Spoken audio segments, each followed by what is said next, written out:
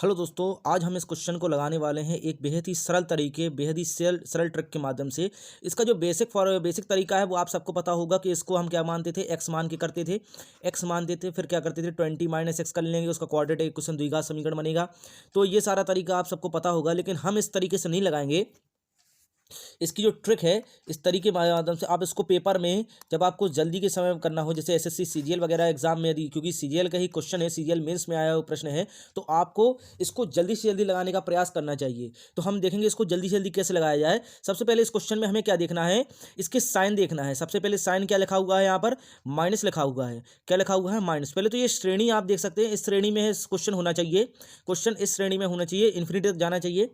अब दो चीज़ें यहाँ पर नोटिस करनी है हमें। यहाँ पर पहले तो यहाँ का जो सिंबल है, साइन है, जो बीच में प्लस लगा है कि माइनस लगा है, ये नोटिस करना है पहले, यदि देखो। और दूसरा हमें यहाँ पर नंबर नोटिस करना है, क्योंकि यहाँ पर 20 लिखा हुआ है, यहाँ पर हम 20 को लिख लेंगे। अब 20 को हम क्या करेंगे, 20 को दो नियरेस्ट जो उनके पास पास के फैक्टर होते हैं उनमें हम डिवाइड करेंगे। तो 20 के फैक्टर कैसे होते हैं, 20 के यदि फैक्टर की बात करें तो हम 2 × 2 × 5, ये हमारे इसके 20 के फैक्टर होते हैं। लेकिन यदि हम बात करें नियरेस्ट फैक्टर, यदि नियरेस्ट दो फैक्टर हमारे निकल कर आएंगे, जो इनके बीच का जो डिफरेंस हो, जिनके बीच का डिफरेंस बहुत कम हो, तो वो हमारे 4 और 5 निकल कर आएंगे। 4 और 5 दो हमारे डिफरेंस ये निकल कर आते हैं। लिया जो यहाँ पर 10 और 2, क्योंकि 10 जब भी 20 होता है, तो यहाँ का जो डिफरेंस है वो हमारा 8 आ रहा है।